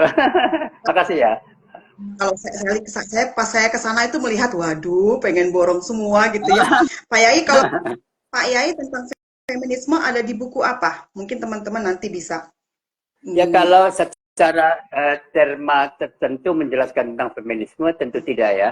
Tidak ada buku khusus. Tetapi isu-isu yang terkait dengan feminisme atau gender dalam ruang personal, ruang domestik maupun publik. Saya kan buku yang itu Perempuan, Islam dan Negara, misalnya gitu. Ada perempuan, Islam dan negara. Jadi bagaimana kondisi perempuan harus dipahami juga. Siapakah dia, apakah dia. Terus yang kedua, bagaimana Islam memandang perempuan dari banyak aspeknya. Cara pandang Islam terhadap perempuan itu bagaimana. Terus yang ketiga, bagaimana negara merespon. Terakhir itu kan apa ya, feminisme menggugat menggugat tokoh-tokoh feminis dunia menggugat patriarkisme. Begitu ada bukunya. Saya nggak ngomong dulu ya. Kalau ngomong dulu saya tunjukkan bukunya itu. Kritik terhadap cara pandang. Oh ada, iya betul. Oke ya. Begitu aja dulu, Mbak. Ini bisa dengan sekarang itu kan banyak sekali di Indonesia ya fenomena pemaksaan menggunakan jilbab ya, pemakaian jilbab ini salah satu bentuk kekerasan sosial dan ketidakadilan gender juga, di mana perempuan ini menjadi apa diatur gitu ya, diatur dan itu hanya untuk menjustifikasi kemudian perempuan dianggap banyaklah ayat-ayat kemudian digunakan teks-teks yang digunakan kemudian untuk melakukan yaitu ketidakadilan ya ketidakadilan sosial terhadap perempuan. Kalau Pak Yai sendiri kemudian menghadapi persoalan ini bagaimana? Bagaimana kemudian bisa menjawab orang-orang di luar sana yang kemudian mengatakan bahwa wah kamu tidak Islam gitu ya, kamu bukan perempuan muslimah karena kamu tidak menggunakan jilbab misalnya seperti itu dan banyak sekali perda-perda yang diskriminatif ya terhadap perempuan dan pemaksaan menggunakan jilbab sudah di mana-mana bukan hanya untuk perempuan Islam ya, perempuan muslim tapi juga yang non muslim juga sudah dipaksa menggunakan jilbab di beberapa daerah. Bagaimana Pak Yai menanggapi ini? Oke ya, jadi ada analisis terhadap teks itu sendiri mengenai jilbab dan aurat itu. Ada bicara tentang negara. Itu beda nih. Ini politik nih. Saya tidak ingin masuk ke dalam, meskipun saya pernah memimpin itu. Saya adalah komisioner Komnas Perempuan yang memimpin subkomisi PKHN, Perempuan dalam Konstitusi dan Hukum Nasional. Lalu memeriksa semua produk-produk daerah itu. Tetapi sudahlah, itu saya ceritanya nanti aja. Tetapi saya ingin membaca tentang isu jilbab dan aurat itu. Dari sisi teksnya seperti apa. Itu aja dulu. Itu sih kehendak orang. Tapi kalau tidak paham, ya begitu. Jadi harus berangkat dari akar persoalan dulu, pengetahuan tadi. Oke. Ada dua kata yang selalu menjadi problem besar. Dua kata yaitu jilbab dan hijab. Orang memahaminya dengan menyamakan dua kata itu. Yaitu dipahami sebagai penutup kepala perempuan, termasuk rambutnya, termasuk apanya, lehernya, sebagainya. Dipahami begitu. Menurut saya tidak begitu. Coba bacalah ayat itu masing-masing. Bagaimana juga sebab turunnya ayat itu, faktor apa yang membuat ayat itu menjadi dihadirkan oleh Tuhan. Itu harus dibaca. Kata itu apa maknanya? Jilbab itu maknanya apa? Hijab itu maknanya apa? Gitu loh. Kalau singkatnya sajalah, ini Anda sih sebetulnya satu semester, satu kuliah sendiri, jadinya ya singkat aja nih ya. Saya hafal ayatnya itu hafal.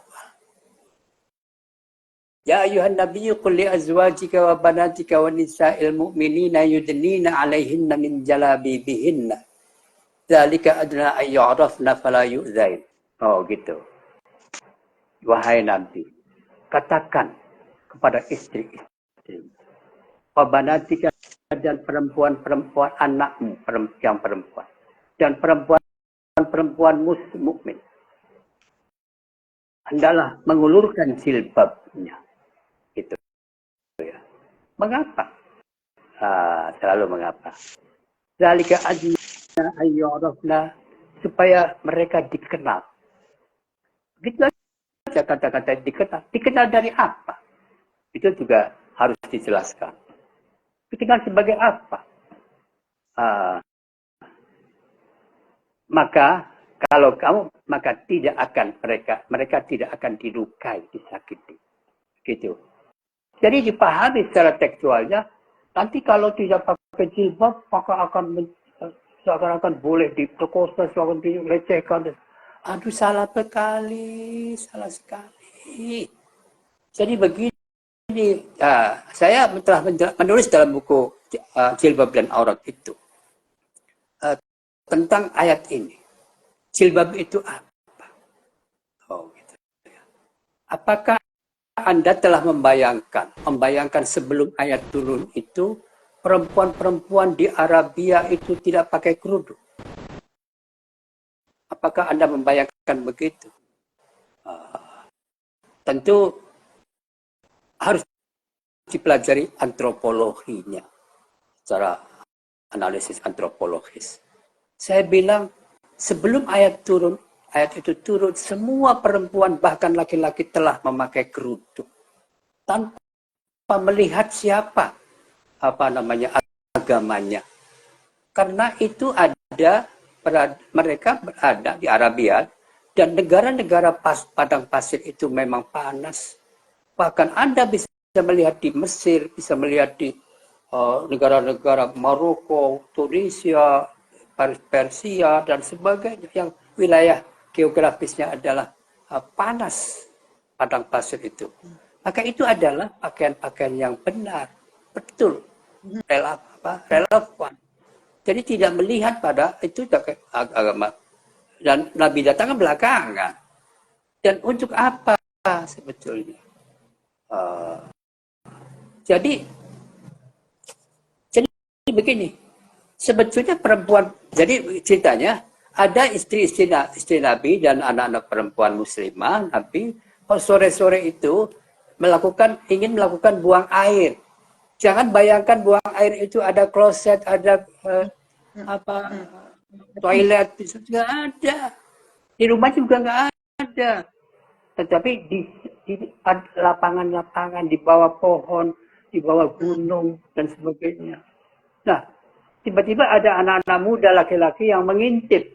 Oh, gitu ya. Waduh, senang sekali melihat perempuan membuka celananya, membuka itunya. Terus ketahuan oleh perempuan itu. Ayo pulang. Oke, pulang. Ini ada orang yang mengintip tuh. Oke. Sampai di rumah, mereka menyampaikan hal itu kepada Nabi. Nanti kami tadi mau buang air, tiba-tiba kami diintip oleh anak-anak muda itu. Waduh, oh iya. Terus dipanggil anak-anak muda itu. Datang kepada Nabi. Apa iya betul kamu begitu? Itu iya Nabi. Kenapa? Aku kira mereka adalah budak perempuan itu. Yang pada konteks hari itu, kebudayaan ini, perempuan budak itu adalah barang yang tidak berharga. Boleh diapakan saja. Oh, kalau begitu kamu harus pakai jilbab. Gitu. Jadi apa artinya? Kamu harus meletakkan sesuatu di atas kerudungmu yang membuat kamu bisa berbeda menjadi indikator bahwa kamu bukan budak. Gitu. Sehingga kamu dikenal sebagai bukan budak, sebagai orang merdeka. Karena itu nanti kamu tidak dilukai. Itu pemahaman itu nggak ada. Soalnya penjelasan itu tuh. Karena membacanya terjemahan saja. Menurut saya harus belajar. Terus itu. Oke. Itu jilbab. Jadi jilbab adalah tanda yang diletakkan kain. Macam-macam deh. Mau diletakkannya bagaimana, mau diturunkan begini, mau di apa. Itu beda-beda tafsirnya juga nantinya itu. Bagaimana sih bentuk jilbab itu? Ya, macam-macam. Ada di sini, ada yang itu. Oke. Kalau hijab itu berbeda. Hijab itu tirai yang memisahkan antara dua ruang. Gitu. Dalam kasus itu adalah dua ruang antara para laki-laki dan perempuan. Mengapa harus diturunkan ayat hijab itu? Jadi dulu di rumah Nabi itu, kalau Nabi mengaji, itu akan kumpul laki-laki dan perempuan dalam satu ruangan. Bahkan di antara para sahabat begitu akrabnya dengan Nabi, manjalah kepada Nabi itu. Masuk-masuk ke belakang, ke dapur Nabi. Sayyidina Umar itu gelisah. Masa begitu ya? Aduh, mudah-mudahan ada ayat yang turun. Tiba-tiba turun. Ya Nabi. Wa ya mas'altumuhunna mata'an fas'aluhunna min wara'i hijab. Tuh, ayatnya gitu dong. Apabila meminta kepada Nabi, maka buatlah di belakang hijab. Bertanyalah di belakang hijab. Di belakang tirai itu. Bukan pakai kerudung itu, bukan. Masya Allah. Itu tuh beda. Tapi sekarang, ya ini proses aja, sosialisasi yang masif, pemaknaan tunggal, kemudian yang tidak begitu berarti salah. Itu strategi mereka aja yang punya pandangan itu dan punya kekuatan yang menganggap bahwa itu adalah kebenaran satu-satunya yang harus disosialisasikan kepada semua publik. Kalau tidak maka berarti bukan Muslim. Waduh, saya bilang tuh jalan-jalan deh. Saya bilang sampai istrinya Cak Nur itu nggak pakai jilbab, kerudungnya kelihatan nggak apa. Istrinya Bu Gus Dur itu tidak, anaknya Gus Dur, anaknya Pak Quraish Shihab itu. Najwa Shihab, Najwa Shihab juga begitu. Apakah para ulama itu tidak mengerti tentang ayat-ayat Al-Quran itu? Pinter mana mereka dengan tokoh-tokoh besar itu tadi? Betul. Tentu mereka sangat mengerti. Oke deh, panjang deh masalah itu. Baca saja buku saya tentang jilbab dan aurat. Yang di dalamnya akan ada batas-batas aurat itu. Apa? Mana? Itu akan berbeda-beda.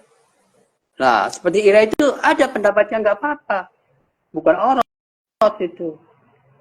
Oh, ya dah. Kalau mau ingin argumentasi, ngomong sama saya ya. Oh, mau pakai kerudung katanya gitu tuh. Oke deh, nggak apa-apa. Ya, Ada pandangannya. Saya juga dulu milih berjilbab Pak Yai saat waktu gitu. di madrasah dan UIN. Saya kan dari UIN, Syarif Hidayatullah. Oh iya. Seiring waktu saya belajar, akhirnya saya memutuskan untuk melepas jilbab gitu ya. Dan itu ada alasan juga gitu ya Pak Yai ya. Jadi dan memang berbeda-beda ya. Tadi Pak Yai sudah menjelaskan bahwa jilbab itu banyak macamnya gitu. Ada yang menggunakannya di sini, ada yang kerudung saja, ada yang. Nah ini ada pertanyaan sebenarnya, tapi mungkin telat datangnya ya, gabung di IG karena mengatakan bahwa gimana nih Pak Yai, fenomena sekarang banyak berjilbab tapi ketat dan pendek. Pak Yai sudah menjelaskan banyak cara orang menggunakan jilbab gitu, macam-macam, dan juga Pak Yai menjelaskan bahwa sekarang kenapa orang kok lebih mengenal kata hijab itu sebagai jilbab gitu ya, padahal tadi hijab itu tirai gitu loh, pembatas. Dan bagaimana sejarah jilbab itu ya untuk membedakan budak dengan yang merdeka. Padahal sekarang sudah tidak ada ya perbudakan secara fisik ya, budak. Artinya sudah tidak relevan lagi gitu ya konteks saat itu untuk melihat jilbab. Dan soal aurat juga tadi berbeda-beda sebenarnya ya, banyak pandangan yang berbeda-beda soal aurat. Dan Pak Yai sudah menjelaskan tadi anaknya Pak Quraish Shihab gitu ya, kemudian istrinya Cak Nur ya kan, kemudian istrinya Gus Dur itu juga ya kan menggunakan kerudung atau tidak menggunakan jilbab malah sama sekali. Nah itu banyak perbedaan, tapi mereka juga tahu gitu ya hukum agama. Saya juga tahu gitu ya, Pak Yai. Saya waktu itu menggunakan jilbab pada saat jilbab dilarang, Pak Yai. Jadi saya memberontak dengan menggunakan jilbab. Saya sekolah di sekolah madrasah, saya kemudian masuk ke UIN. Sekarang justru orang diharuskan, diwajibkan pakai jilbab. Saya menolak, maka saya melepas jilbab gitu ya. Jadi sebagai simbol pemberontakan. Pak Yai, ini pertanyaan terakhir, teman-teman semua. Pak Yai, bagaimana cara kita menguatkan gerakan keadilan sosial, termasuk gerakan keadilan gender di dalam Islam, Pak Yai, dan bagaimana juga kemudian jalan seperti apa yang bisa kita raih dan tempuh gitu ya, agar gerakan keadilan sosial dan gerakan gender dalam Islam ini menjadi adil, bukan hanya bagi Islam, bagi semesta dan bagi seluruh umat manusia gitu ya, rahmatan lil alamin gitu ya Pak Yai ya. Bagaimana Pak Yai? Itu pertanyaan yang terakhir ya. Silakan Pak Yai. Terima kasih ya. Jadi pertama yang harus kita sadari terlebih dahulu adalah kita masih berada di dalam sebuah peradaban atau gayaan patriarkisme. Oke, itu harus sadari terlebih dahulu. Dan ini dibentuk oleh 3 kekuatan raksasa. Satu adalah adat, tradisi. Misalnya contoh yang biasa kita kenal ada perempuan itu konsowingking. Perempuan itu kodratnya sumur dapur kasur. Itu adalah simbol bagaimana tradisi mengatur perempuan di dalam kehidupan sosialnya. Oke. Dan kedua, kalau konsowingking itu kan di belakang lah, di bawah kekuasaan laki-laki lah dalam konteks domestiknya. Kalau sumur dapur kasur ya berarti domestikasi juga. Oke, itu salah satu saja dari bentuk pembentukan tradisi, bentuk tradisi yang berkembang masih ada di tengah masyarakat. Perubahan atas tradisi tidak mudah, tapi bisa dilakukan perubahan itu. Yang kedua adalah diatur kehidupan ini oleh sistem negara melalui undang-undang perkawinan. Misalnya, contoh yang saya hafal saja. Dalam Undang-Undang Nomor 174 itu disebutkan, suami adalah kepala keluarga, istri adalah ibu rumah tangga. Jadi ini mengokohkan sistem patriarkisme di dalam keluarga rumah tangga. Kepemimpinannya hanyalah laki-laki. Perempuan meskipun bisa seperti laki-laki, tetapi tidak dianggap sebagai pemimpin. Itu. Jadi bagaimana mengubah cara pandang ini? Saya selalu mencoba memancing pertanyaan, mudah-mudahan mengkritik. Kenapa perempuan tidak bisa jadi kepala keluarga? Suaminya sebagai bapak keluarga, bapak rumah tangga. Kenapa Tuhan tidak bisa memberi nafkah itu pada istri sebagai pemberi nafkah, sebagai konsekuensi daripada kepemimpinannya? Itu. Jadi pemberi nafkah itu adalah konsekuensi tanggung jawab atas kepala, fungsi pemimpin dalam rumah tangga itu kewajibannya memberi nafkah. Sekarang kalau diganti, yang menjadi kepala keluarganya adalah perempuan karena memenuhi kriteria sebagai seorang kepala, maka dia juga berkewajiban memberi nafkah kepada yang di bawah kekuasaannya sendiri. Saya juga sebenarnya kritik pada kaum perempuan sendiri. Giliran masalah ekonomi, pertanyaannya itu kewajiban suami. Tapi giliran keluar nggak boleh dilarang. Gitu. Itu juga menurut saya ya inkonsistensi juga. Karena ekonomi itu sebetulnya adalah akibat dari sebuah kepemimpinan. Siapapun kepala negara yang harus menjamin semua rakyatnya. Itu. Nah, ya, oke. Jadi itu banyak sekali. Kemudian saya kan melakukan sebuah counter legal drafting. Ada 12 pasal di dalam Undang-Undang Perkawinan Nomor 174 itu. Melalui counter legal drafting itu. Tetapi ini dihancurkan. Tidak boleh disebarkan. Waduh. Dan diserang dari mana-mana. Oleh perempuannya sendiri juga. Oleh para profesor perempuannya sendiri. Doktor perempuannya sendiri. Masya Allah. Oke. Itu saya hanya ingin menyampaikan. Inilah yang ada dalam realitas. Bagaimana cara kita? Yang ketiga, yang paling berbahaya, paling sensitif adalah cara pandang keagamaan. Yang diyakini sebagai agama. Yang tidak boleh dikritik. Yang tidak boleh diganggu. Harus given. Sebab karena mengatakan itu adalah Tuhan yang mengatakan. Itu agak susah. Jadi kalau bertanya itu sih gampang ya, tetapi menyelesaikannya tidak mudah. Tapi jangan putus asa. Terus berjuang. Melakukan perubahan-perubahan atas 3 kekuatan raksasa yang membentuk kehidupan, membentuk relasi itu. Itu diskusinya panjang sekali. Perjuangannya panjang sekali. Tadi sudah saya menceritakan harus dari berbagai macam sisi. Saya Puan Rahimah, PUP, Puan Aman Hayati, analisis terhadap sumber, kritisisme terhadap sumber, yang kemudian Alimat sebagai mengadvokasi kebijakan negara, Fahmina kemudian menyampaikan satu metode bacaan atas teks yang berakhir pada mubadalah. Pada akhirnya mubadalah. Tetapi mubadalah kesalingan itu, reciprocity itu, resiprokal itu harus didasari oleh sebuah paham kesetaraan dulu. Tidak bisa tanpa ada paham kesetaraan. Jadi itu sudah, menurut saya sudah melakukan usaha-usaha ke arah bagaimana melakukan perubahan melalui banyak sisi, dimensi, bidang. Kemudian sekarang terhimpun dalam KUPI berjuang secara internasional.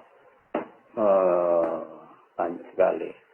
Ya, Begitu loh. Aduh, senang lah pokoknya saya ini. Mohon maaf ya kalau ada ngotot-ngotot begitu. Bukan, semangat aja. Tapi Bu, saya ingin membuka catatan ya. Catatan aja supaya jangan salah pahami. Saya tidak menggugat ayat Al-Quran.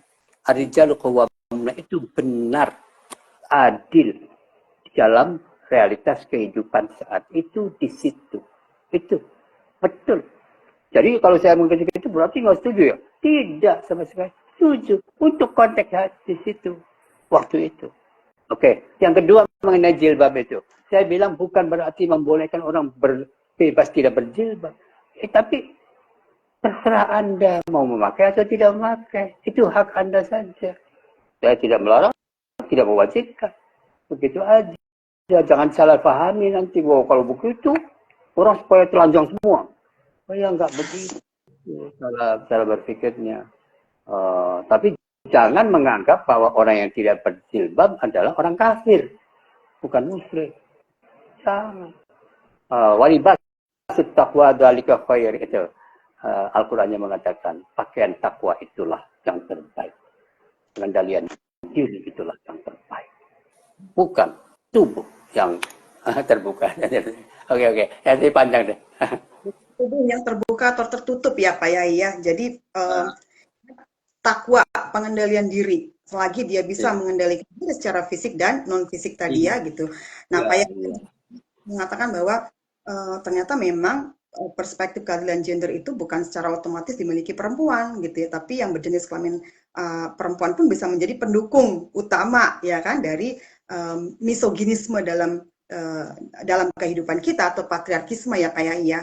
Buktinya Pak Yai bergender laki-laki tapi menjadi advokat gerakan keadilan gender ini gitu. Nah, jadi teman-teman sekali lagi tadi kata kuncinya adalah kontekstual. Ya, kontekstual kita perlu menafsirkan ayat-ayat secara kontekstual, teks-teks tersebut dengan tahu asbabun nuzulnya seperti apa, latar belakangnya seperti apa, hermeneutikanya seperti apa gitu ya, konteksnya pada saat itu seperti apa, apakah masih relevan.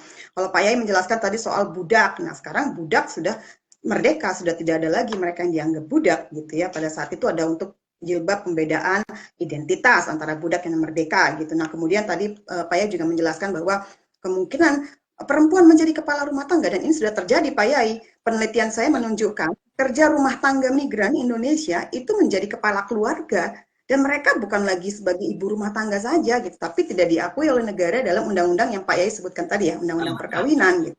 Dan bagaimana kita open minded ya, membuka cakrawala berpikir kita gitu ya, penafsiran yang kontekstual bahwa perempuan bisa jadi pemimpin, bahkan pemimpin dalam sholat sekalipun gitu. Nah, itu juga harus open minded untuk berpikir seperti itu, tidak hanya frozen di tempat, balik lagi ke zaman dulu gitu ya, tapi lihat zamannya gitu. Sekarang zamannya sudah zaman digital ya Pak Yai ya gitu. Semua orang sudah punya IG nih, Pak Yai juga sudah punya IG gitu.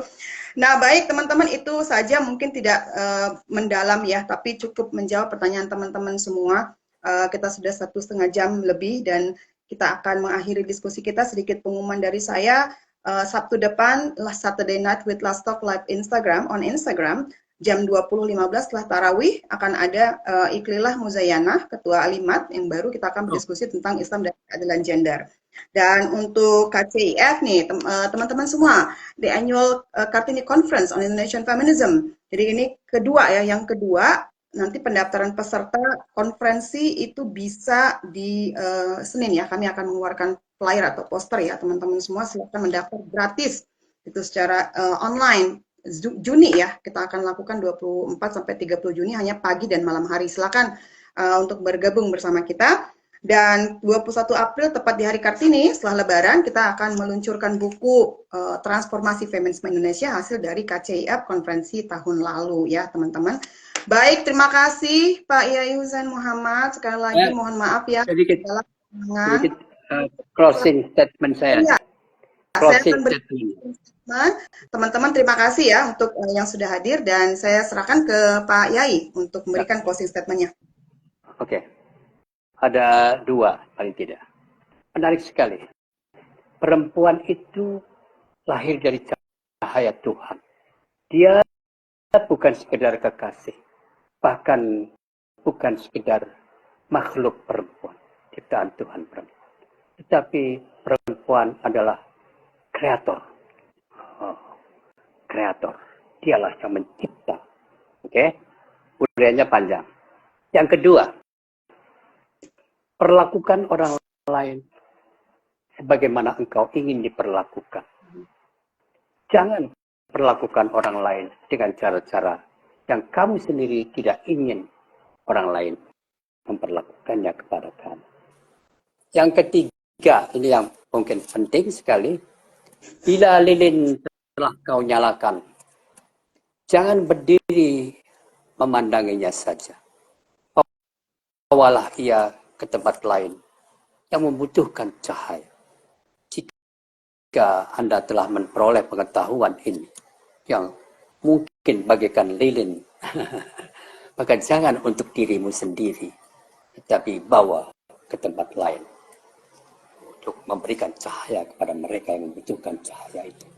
Terima kasih, mohon maaf. Ya, salam semuanya, mudah-mudahan sehat, sukses, bahagia. Assalamualaikum warahmatullahi wabarakatuh. Assalamualaikum warahmatullahi wabarakatuh. Pak Yai, indah sekali closing statementnya, luar biasa memang ya Islam. Baik, sekali lagi salam buat Bu Nyai, buat keluarga ya, Pak ya. Ayo sini lagi ya. Kita akan posting ya, akan upload di YouTube ini nanti rekaman IGTV-nya. Jadi jangan khawatir teman-teman, akan terus ada di kanal YouTube Lesok. Terima kasih sekali lagi Pak Yai Husain Muhammad, tetap semangat dan terus berjuang ya. Assalamualaikum warahmatullahi wabarakatuh.